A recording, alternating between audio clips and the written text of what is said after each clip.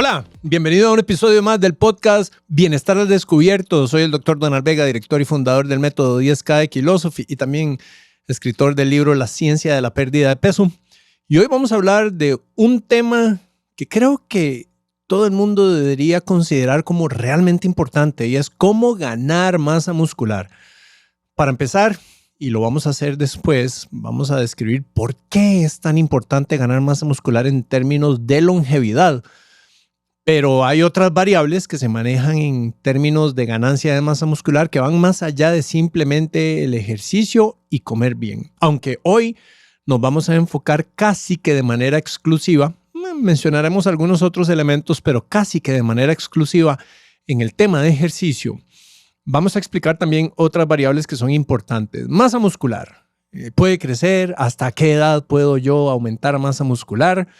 ¿Y por qué es importante? Bueno, la masa muscular sí, definitivamente puede crecer, aunque si usted tiene el paradigma de que después de los 40 años todos vamos en decadencia o después de los 40 años todos perdemos masa muscular, entonces se jodió, porque la mente es tan poderosa que si usted permite esa puerta abierta, empieza a llenarse de basura y efectivamente usted termina expresando lo que sus pensamientos dominan como prioridad. Y no queremos que eso pase. Entonces vamos a partir del hecho de que sí, es posible ganar masa muscular y de hecho se ha experimentado en personas de 70 años en donde se han sometido a regímenes de entrenamiento y han logrado aumentar la masa muscular. Entonces sí, la masa muscular crece. Obviamente, si usted es una persona sedentaria, no usa lo que no se usa, se pierde. Y puede usted empezar a perder masa muscular, en cuyo caso pues sí se cumpliría el hecho de que después de los 40 o de los 50 o de los 20 usted pierde masa muscular. Pero considerando que vamos a entrenar correctamente, ¿qué otros factores producen aumento de masa muscular o la otra forma de describirlo que se denomina hipertrofia muscular? Hiper significa mucho, trofia significa crecimiento, aumento acelerado de masa muscular. Vamos. Para las mujeres especialmente, no tengan miedo de que se van a convertir en monstruos gigantes llenas de masa muscular si empiezan a trabajar pesas o cualquiera de los ejercicios que vamos a sugerir acá, porque eso no va a pasar. Es decir, no pasa en la mujer, no pasa en el hombre y menos en la mujer que tiene más o menos una décima parte de la cantidad de testosterona que el hombre produce. No es exclusivamente la testosterona la responsable del aumento de masa muscular, pero sí aporta bastante. Entonces no se asusten mujeres y tampoco los hombres crean que es una gran cantidad muy rápido, a excepción de aquellas personas que son sedentarias y lo han sido por mucho tiempo y empiezan a aumentar el entrenamiento. Tienen sí una ganancia importante al principio que después empieza a desacelerarse. Entonces, mujeres no se asusten, no crean que entrenar las va a poner todas musculosas porque no pasa. O sea, si usted ve a alguien así, muy probablemente haya ayudas de crecimiento adicionales a lo que nuestro propio cuerpo produce, entonces no trate o no se asuste o extrapole lo que ve por ahí en que eso necesariamente le va a pasar. Dicho lo anterior, hay algunas condiciones que se necesitan para que el entrenamiento tenga efecto y los vamos a describir de manera bastante sencilla, pero sí muy importante que las tengamos en cuenta porque alguno de estos factores podría impedir que haya un aumento de masa muscular. Empecemos por la alimentación. Sabemos que la alimentación es fundamental y alimentación en específico, la cantidad de proteína. Cantidad de proteína suficiente para que el cuerpo entonces tenga materia prima de crecimiento. Ahora, yo fui entrenador durante 21 años y tengo experiencia en esto y recuerdo que siempre era un tema de conversación y actualmente con nuestros pacientes cuando tienen entrenador le dices que usted va a empezar a hacer keto y eso no le va a permitir aumentar masa muscular porque los carbohidratos son necesarios para aumentar masa muscular. Bueno, no es necesariamente así. Y eso me duele porque cuando alguna persona empieza un entrenamiento totalmente motivada porque está cambiando su estilo de vida o venía entrenando y se motiva a hacer el cambio y llega uno de estos entrenadores y le mete la aguja al globo y le estalla diciéndole eso no le va a funcionar. Entonces muchas veces, como hablaba al principio, la mente es tan poderosa que efectivamente la persona por desmotivación puede dejar de tener resultados. Pero no es pero no es porque eso necesariamente sea así, es porque la sugestión externa produjo esto. Por eso en uno de los capítulos de La ciencia de la pérdida de peso, de Bienestar al Descubierto, el libro La ciencia de la pérdida de peso, habíamos hablado de la importancia de ignorar y cerrar la mente ante los comentarios negativos, destructivos, crítica y burla de todas las personas que nos rodean porque pueden tener una influencia negativa sobre nuestro impulso a cambiar. Hay una frase que dice, las mentes grandes siempre han encontrado violenta oposición por parte de las mentes mediocres. Los espíritus grandes son, hablemos de aquella persona que quiere hacer un cambio, ya no quiere continuar con lo que viene haciendo hasta ahora y está motivada y está lista para empezar a mover todo lo que sea necesario para cambiar su estado. Un espíritu motivado, un espíritu grande, los movers and shakers, los que cambian el mundo, empezando por uno mismo, ¿verdad? La frase dice, quise cambiar el mundo y no pude, quise cambiar mi país, no pude, quise cambiar a mi ciudad, no pude, quise cambiar mi barrio, no pude, quise cambiar a mi familia y no lo logré, pero cambié yo y por la influencia mi familia cambió y cuando mi familia cambió, mi barrio cambió y cuando mi barrio cambió, la ciudad cambió y cuando la ciudad cambió, el país cambió y cuando el país cambió, el mundo cambió. Entonces, no le pongamos atención a la gente porque entonces podríamos bloquear nuestra propia iniciativa de saber que podemos hacer algo. Y una de estas que frecuentemente me encuentro es cuando los entrenadores le dicen a la gente que empiezan, nuestro programa está muy fundamentado en el tema low carb, así como en el keto y en mi caso carnivore también. Entonces siempre está el tema de que no, los carbohidratos son necesarios y vamos a ver de dónde viene eso. Cuando uno consume carbohidratos se libera la insulina y cuando se libera la insulina se libera el IGF-1, Insulin-like Growth Factor número 1, que es necesario para el crecimiento. Entonces la deducción es, yo ahora no consumo carbohidratos en tanta concentración, ya no produzco tanta insulina, por lo tanto ya no produzco tanto IGF-1, por lo tanto ya no tengo tanto potencial de crecimiento. Pero ¿qué es lo que se ha encontrado? Cuando una persona baja la concentración de carbohidratos, baja la concentración de la insulina, IGF-1 se produce en menor cantidad. ¿Qué se ha encontrado que sucede? Los receptores a nivel de las células musculares para IGF-1 aumentan en concentración. Entonces, aunque hay menor hormona circulante, la reacción es más agresiva porque tienen más lugares en donde pegarse. Entonces una cosa compensa a la otra. Y la experiencia que nosotros tenemos, tanto personal como con los pacientes, es que sí hay aumento de masa muscular de manera importantísima. Y en mi caso yo lo experimenté a niveles de 500 gramos por semana bajo un entrenamiento sumamente rígido, fuerte y tomando control de todas las variables que ya les voy a contar cuáles son. Entonces sí, hay aumento de masa muscular en low carb, hay aumento de masa muscular en keto, hay aumento de masa muscular en carnivore. Entonces, la cantidad de proteína es importante desde el punto de vista de la alimentación. Y obviamente que la cantidad de energía total supla lo que yo necesito. Y si viene de carbohidratos y grasas, pues que las cantidades de grasas sean importantes a nivel de que yo no quede con hambre, porque sí estoy con hambre, pero comiendo mucha cantidad de proteína, podría perfectamente estar comiendo menos de lo que mi cuerpo necesita y la materia prima, en vez de irse a construcción, se va a sostener el nivel de demanda de energía. Por otro lado, está el ciclo de sueño. El ciclo de sueño tiene que ser impecable.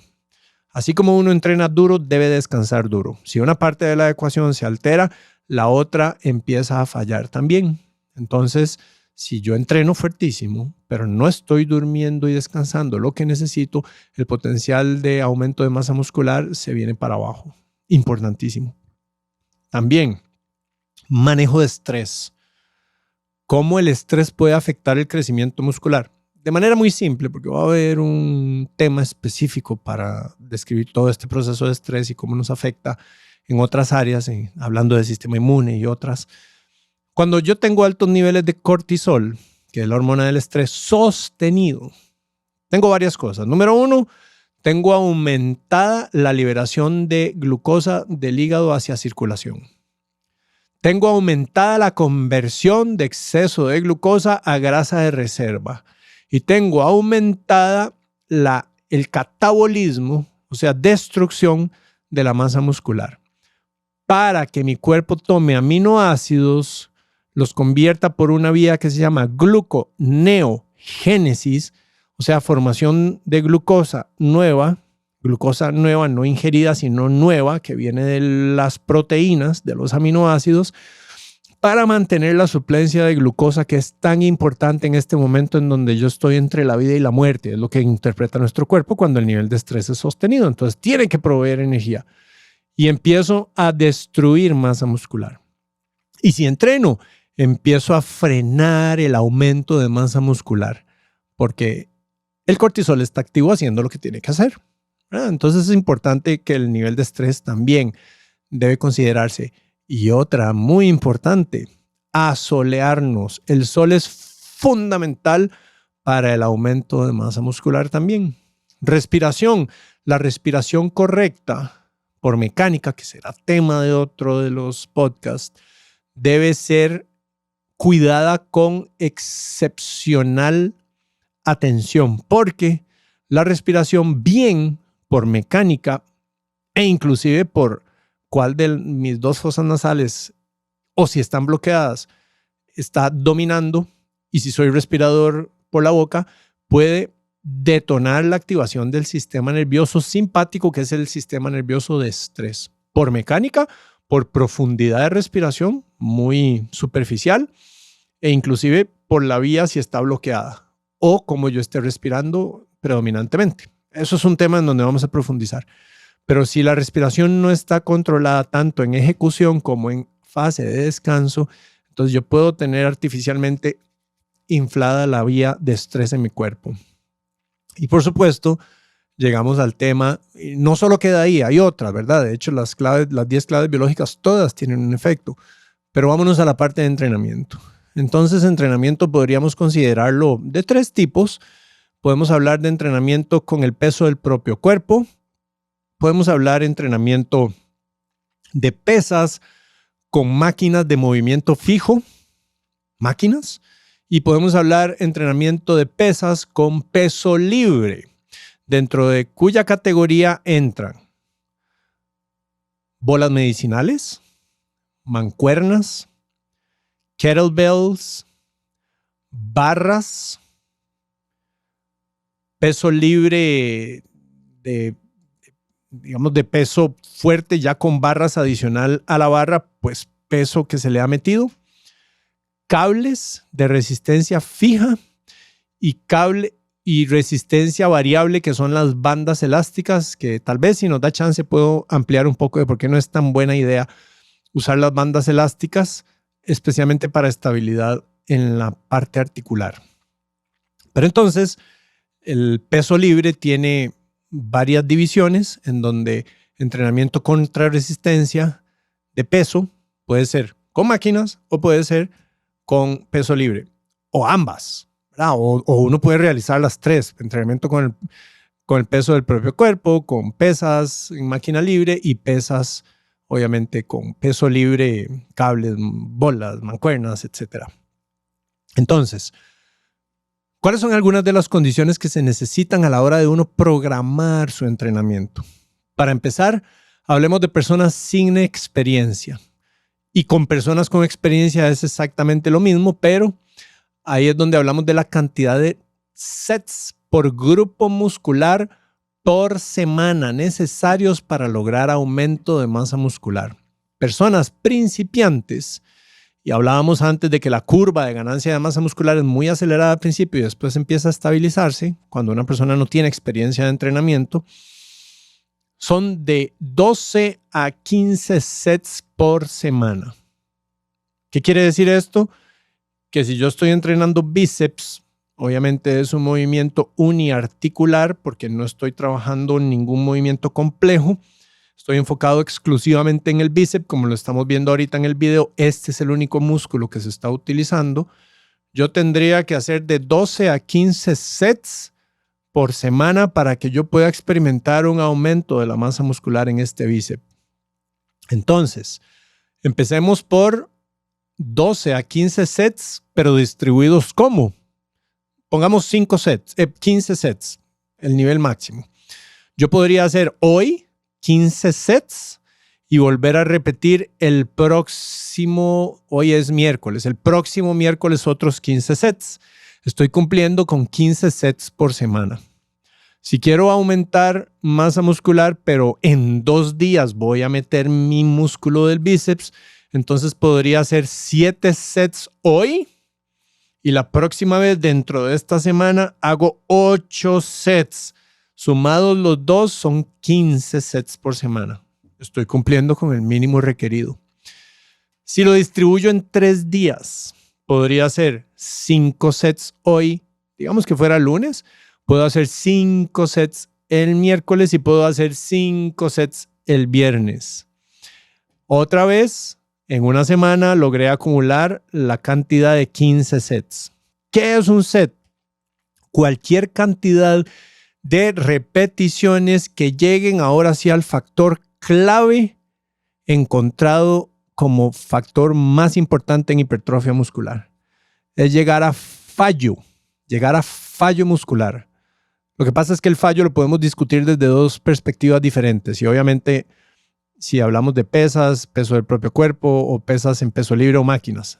Cualquiera de ellas, fallo significa que la repetición que yo estaba realizando ya no la pude realizar, no aguanté la carga.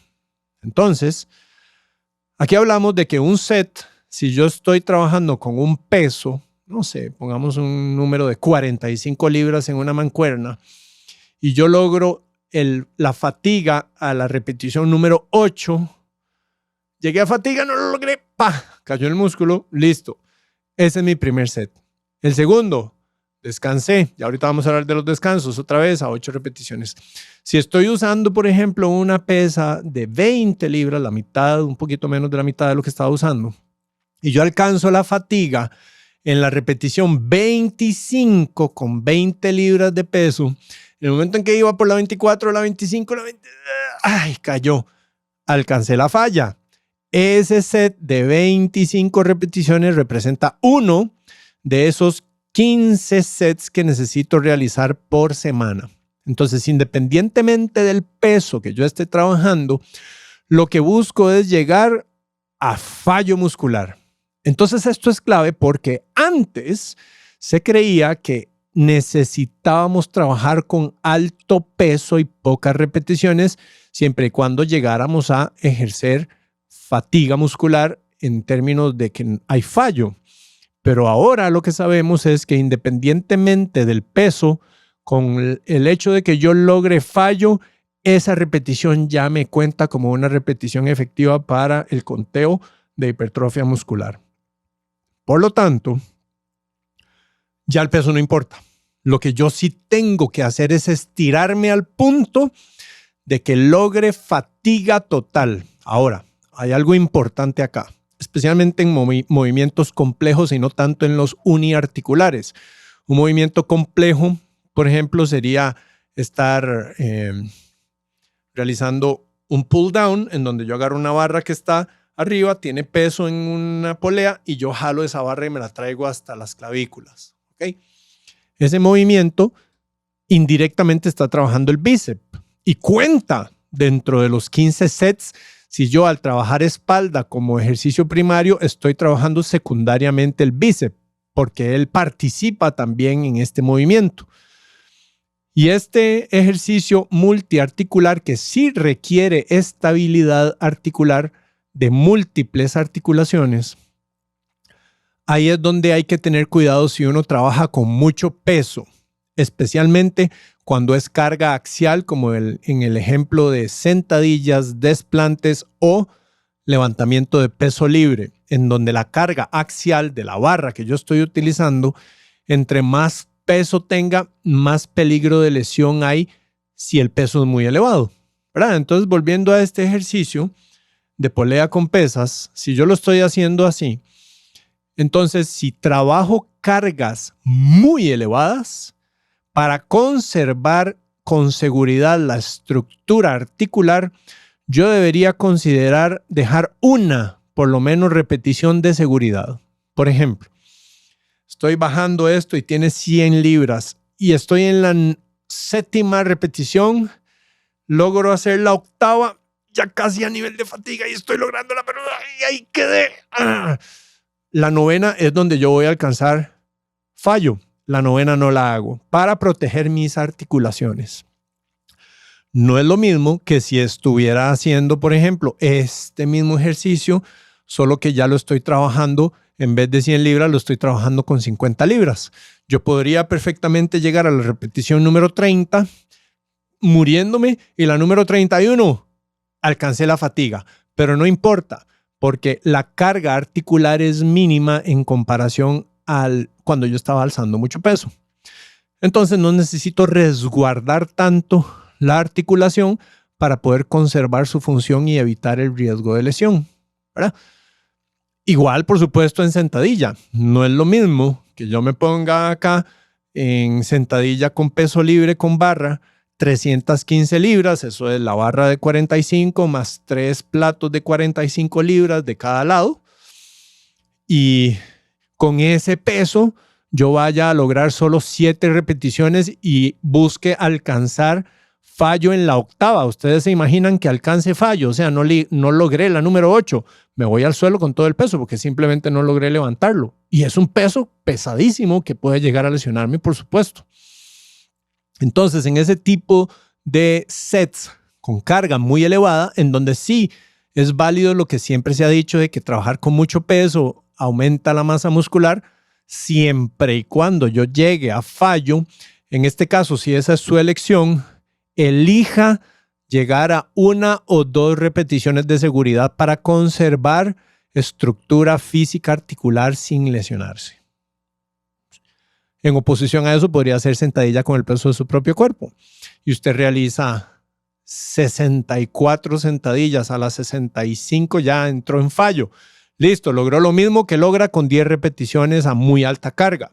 Lo que interesa es alcanzar ese punto de fallo en donde se liberan una serie de moléculas que son detonantes del proceso de crecimiento muscular. Vea qué interesante.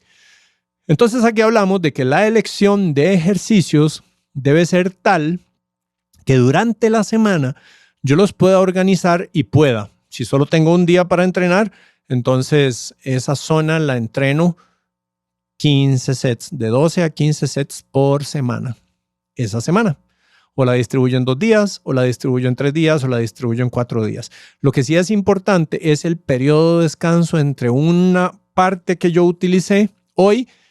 Debería por lo menos dejar un día de descanso total. Entonces pongamos el bíceps y pongamos un ejemplo que es frecuente, pero sí vale la pena mencionar.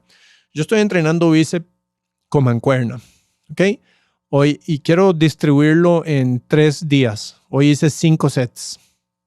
No es el caso mío porque ya yo soy experimentado y ya les voy a explicar en personas experimentadas con experiencia cuál es el requerimiento de sets.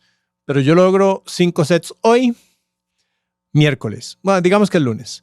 Debería dejar el martes completo de recuperación. El miércoles resulta que trabajo pecho y espalda, por ejemplo. Y ese día que trabajé pecho y espalda, cuando hago ejercicios de espalda, estoy trabajando el bíceps. Entonces, los 5 sets o 6 o 10 o los que haya hecho ese día cuentan para el conteo total del bíceps. ¿Ok? Pero podríamos pensar, yo entrené espalda, no entrené bíceps. Entonces, el jueves puedo hacer lo que me falta de entrenamiento del lunes. El lunes hice 5 sets, el jueves hago 5 sets y el sábado hago otros 5.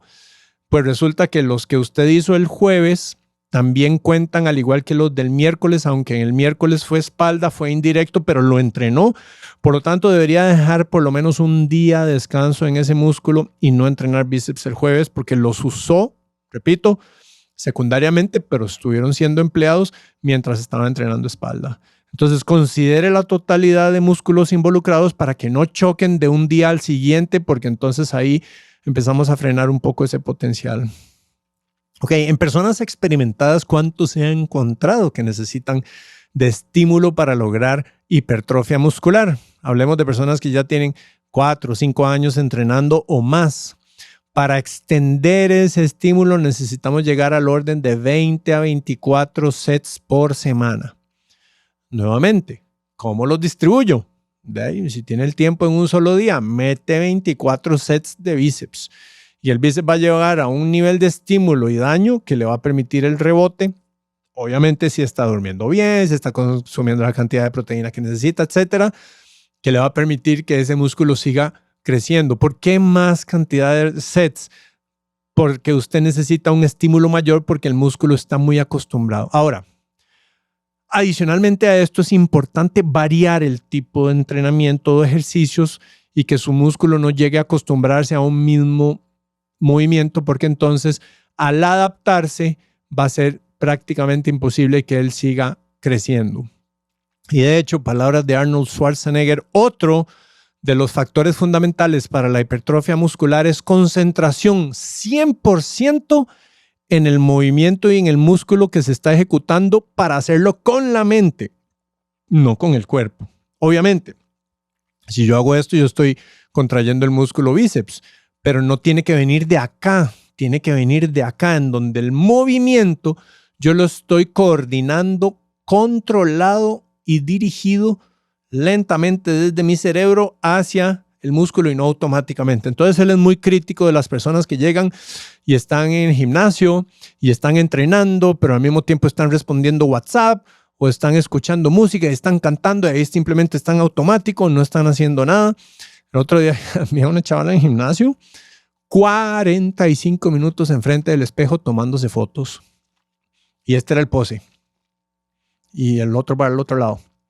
Increíble, yo de verdad no lo podía creer. Tengo un amigo, Jacobo, muy querido, que está en Alemania. Él me contaba, madre, vieras el fenómeno que estoy viendo aquí entre los carajillos. Para los que no son de Costa Rica, son los jóvenes. Madre, se ponen frente al espejo como si fueran Mr. Olympia y empieza esa locura de que se ponen a hacer poses. Y ya yo lo vi aquí. A eso no me refiero. Me refiero a entrenar consciente, full concentrado. De hecho, a mí me gusta mucho estudiar todos los días. Y cuando estoy en el gimnasio hablamos de 1 hora, 1:15, en donde podría estar fácilmente estudiando. Lo que pasa es que estudiar requiere concentración mental. Y esa es la única razón por la cual yo no estudio mientras estoy entrenando. Porque si estudio mientras estoy entrenando, o le estoy poniendo atención a lo que estoy escuchando, o estoy poniendo la atención al músculo que estoy trabajando. Entonces, nada más se los dejo ahí para que usted tome la decisión de cómo quiere enfocar eso. Ok, hablamos entonces ya 3 temas importantes. Número 1, enfoque total en la ejecución del movimiento con concentración mental en el músculo que está trabajando. Usted lo siente en cada repetición. Número 2, llegar a fallo muscular. Número 3, llegar a una cantidad de repeticiones de sets de 12 a 15 en el caso de principiantes y en avanzados de 20 a 24 por semana por grupo muscular. Independientemente de la cantidad de repeticiones, siempre y cuando cada uno de los sets se logre con fallo muscular. Número 4, descanse por lo menos un día entre un grupo muscular y ese mismo grupo muscular si lo va a realizar una segunda o una tercera vez por semana. Importante, si hoy entrenó bíceps y mañana descansa y pasado mañana le toca bíceps otra vez, pero los tiene adoloridos, sáltese ese día y espérese hasta que esos músculos estén totalmente recuperados. Porque si no sería como abrir una herida abierta. No le está permitiendo que haya una regeneración completa. E interrumpe un poco el proceso inflamatorio. También es importantísimo que, como decía, esto puede ser con el peso del propio cuerpo. Entonces hablemos, por ejemplo, usted puede lograr perfectamente con su fallo con el peso del propio cuerpo haciendo push-ups, por ejemplo. Pero si lo trabaja rápido, de pronto y le alcanza 35 repeticiones en un set en donde llegó a fallo a nivel del pecho. ¿Ok?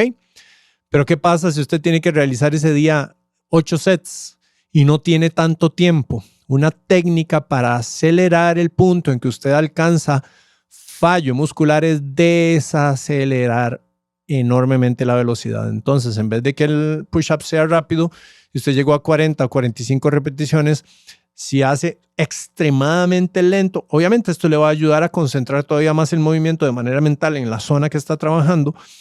Le garantizo que trabajando súper lento logrará 3, 4 repeticiones al punto de fatiga y fallo. Entonces ahí usted puede reducir enormemente el tiempo. También, si usted trabaja con pesas, el hecho de que agregue carga versus trabajar con el peso del propio cuerpo, eso significa que usted va a poder lograr fatiga más rápido, fallo más rápido con las pesas, ¿verdad? El ejemplo de la sentadilla, no sé, les voy a hablar mi caso personal. Si yo hago una sentadilla de 315 libras, lograré hacer 10 a 12 repeticiones e inmediatamente tengo que ir descanso con yo dejo 2 de seguridad por el peso. Pero si me pongo a hacer y eso me puede llevar a mí, un set de eso me puede llevar perfectamente unos 45 segundos. Pero si yo quisiera alcanzar fatiga a través de la sentadilla, o sea, fallo a través de la sentadilla, probablemente tendría que realizar 115, 120 sentadillas con el peso de mi propio cuerpo.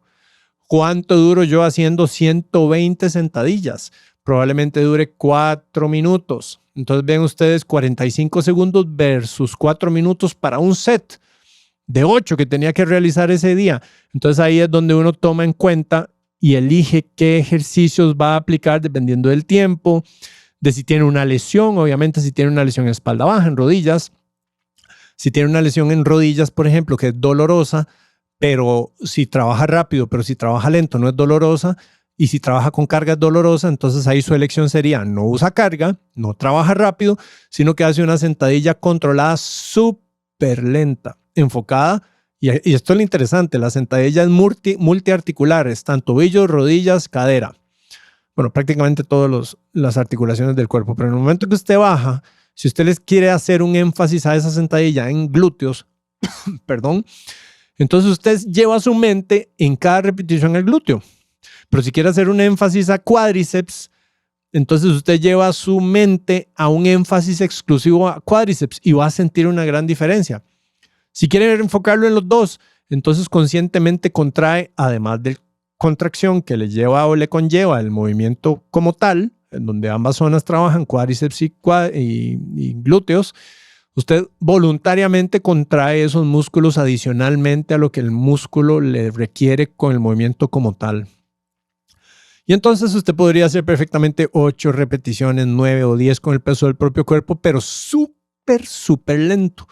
¿Y qué hace con eso? Está limitando la carga en la rodilla, si es dolor de rodilla, y la repetición en la rodilla. Y si es una rodilla dolorosa, pero con solo 10 repeticiones usted no tiene dolor, sino que es por la gran cantidad de repeticiones, entonces al traerse abajo la cantidad de repeticiones obtiene el efecto a nivel muscular sin el daño por carga o por velocidad en las repeticiones que está utilizando en esa rodilla. Es importante. Hay otro factor importantísimo que se ha encontrado en hipertrofia. No sé si decirlo porque es un secreto. Creo que no lo voy a decir. No, mejor sí. Es algo que se denomina prefatiga muscular. Entonces, ¿se acuerdan que hablaba yo de que uno de los grandes factores detonantes de crecimiento es la acumulación de metabolitos propios de la ejecución que detonan crecimiento muscular? Bueno, cuando uno trabaja súper lento, y aquí hay muchas variaciones de puedo trabajar rápido en la fase de contracción del músculo y súper lento en la fase controlada de relajación, lo que se conoce como contracciones negativas, o hacerlo al revés, en la fase negativa rápido y en la fase de contracción positiva lento. En sentadilla sería así. Yo estoy abajo y hago rápido hacia arriba y muy lento y controlado hacia abajo, alcanzando el nivel digamos, de fallo. O podría hacerlo al revés, ¿verdad? Subo muy lentamente y bajo muy rápido. Cualquiera de todas esas variaciones son importantes para agregarle esa variedad que se necesita para que el estímulo no siempre sea el mismo, sino que el cuerpo tenga que estar adaptándose todo el tiempo y entonces sí, efectivamente, tengamos crecimiento continuo, ¿verdad? Son diferentes estrategias. Usted puede entrenar un día con pesas, puede entrenar otro día con el peso del propio cuerpo, a velocidad rápida, a velocidad lenta, velocidad rápida en la fase de contracción positiva y velocidad rápida en la fase de contracción negativa y viceversa, ¿verdad? Son como técnicas que uno puede utilizar para ir variando su propio entrenamiento. Pero de esta manera, entonces, uno lo que logra es siempre llegar a fatiga. Pero adivine qué, cuando usted descansa, y el descanso podría andar entre el minuto al minuto y medio, hasta los 2 minutos, e inclusive si está trabajando contracciones negativas súper lentas de ardor severo, puede tirarlo hasta 3 minutos. Cuando usted está en descanso, los últimos 30 segundos antes de arrancar el ejercicio, por segunda, tercera o quinta o lo que sea, usted contrae fuerte el músculo. Entonces, por ejemplo, bíceps. Yo agarré y con una pesa de 40 libras logré 12 repeticiones, y la 12, como 40 libras no es mucho peso y es uniarticular. Bueno, obviamente es mucho peso, pero es uniarticular. Yo puedo llegar a la 12 a fallo y no la logré. Ok. Descanso 1 minuto y medio, pero en el momento en que llegué al minuto del descanso, inmediatamente agarro este músculo y lo contraigo con toda la fuerza al punto en donde lo sienta que se va a reventar. Y justo en el momento en que llegué al minuto y medio de descanso, agarro la mancuerna y agarro mi segundo set. Ok, eso se llama prefatiga muscular. ¿Y qué pasa cuando yo hago esto? Estoy frenando completamente el flujo sanguíneo a través del músculo, con lo que se empieza a acumular estos metabolitos que les decía, que se logran en el momento en que uno logra fallo muscular y que son los detonantes del crecimiento. Y como yo logro prefatiga e inmediatamente agarro la pesa para fatigarla otra vez, entonces hay un efecto multiplicador y puede representar esa variante que usted andaba buscando para poder generar un cambio al entrenamiento y detonar otra vez el aumento de masa muscular. Entonces hablamos ahora también del periodo de descanso entre sets, ¿verdad? Esos sets que usted realiza, pues dele entre 1 minuto a 1 minuto y medio. Y si ya está hablando de un dolor ardor fuertísimo porque trabaja contracciones negativas súper lentas, con mucho desgaste, entonces lo puede tirar hasta 3 minutos. Por ejemplo, si yo estoy trabajando extensión de rodilla, esa máquina en donde uno se sienta, tiene un pad acá y lo que tiene que hacer es subir, y lo que está trabajando es cuádriceps. Fase activa, positiva, contraigo, pero la fase negativa lenta, en donde bajo la velocidad, es cuando esto va para abajo. La fase negativa yo la freno pero así a una velocidad casi que de milímetros por vez, y eso logra un detonante de fallo, pero súper rápido. Y eso sí, tengo que decirlo, entrenar es ir a exigirse. Si uno sale del gimnasio como, sí, ahí estuvo el entrenamiento, tuanis, todo bien, pura vida, tranquilo, ese día muy probablemente no logró un efecto. Hay que llegar a fallo. ¿Ok? Quedemos con esa conclusión. Hay que llegar a fallo. ¿Ok? Obviamente todo esto tiene múltiples formas de cómo programarse, dependiendo de la cantidad de movimientos. Si estoy trabajando por patrones primarios, los típicos: empujar, jalar, rotar, agacharse, sentadilla y desplante, o si estoy trabajando por grupos musculares aislados en máquinas, o si estoy trabajando músculos a través de movimientos complejos, como por ejemplo el pull down, el pull up, en donde la barra está fija y yo me subo sobre la barra, bueno, me jalo hacia la barra, por ejemplo. Todo esto pues depende mucho de cómo usted lo programe. Si no tiene mucho conocimiento al respecto, entonces pida que alguien le organice un entrenamiento en donde se respeten los espacios de descanso entre grupos musculares, y usted, utilizando esta información, ya puede conocer exactamente cuánta cantidad de repeticiones dependiendo del tiempo que tiene, cuánta cantidad de sets dependiendo del tiempo que tiene, y para cumplir con el mínimo de 12 a 15 si es una persona, entre comillas, principiante, o si es una persona experimentada, entre comillas, experimentada, en donde debería llevarlo de 20 a 24 por semana, ¿verdad? Entonces, bueno, básicamente es toda una ciencia. Hay cosas que se han encontrado, como el hecho de que antes se creía que uno trabajando con poca carga no logra aumento de masa muscular. Corregimos en la actualidad, sí se puede, siempre y cuando usted alcance fallo, pero ese fallo se alcanza en repeticiones muy altas que demandan mucho tiempo. Entonces ahí está la decisión: quiero que mi entrenamiento sea de 40 minutos o quiero que mi entrenamiento sea de 2 horas. Tengo las 2 horas, tengo solo 45 minutos. Ahí usted juega con cargas, con cantidad de repeticiones y con velocidades. Entre más lento, más rápido alcanza la fatiga, porque el músculo entonces tiene que estar activo. Pero muy importante, recuerde siempre meter la parte mental en cada una de las repeticiones. Que no se le vaya una sola repetición viendo en el espejo o porque pasó la mosca, porque es importante que perdió ese drive a nivel neurológico que hace que la conexión aumente todavía más en términos de los neurotransmisores liberados para la reclusión de todas las fibras necesarias. Y bueno, esta información obviamente la puede complementar con entrenamiento de zona 2, que fue tema de otro podcast, para que entonces tenga 2 de los temas que hablamos ese día. Una es cómo logro yo quemar grasa y 2, cómo logro aumentar masa muscular. En otro podcast daremos toda la explicación de los efectos de longevidad y por qué es tan importante aumento de masa muscular más allá de solo un tema estético. Entonces, bueno amigos, como siempre, de verdad muy emocionado, muy agradecido, con el corazón hinchado, porque esto es lo que a mí me genera pasión, poder compartir con ustedes el conocimiento. Estoy en un momento en que llevo ya 41 minutos de liberación de oxitocina, que es la hormona de la conexión, porque es lo que a mí me encanta hacer.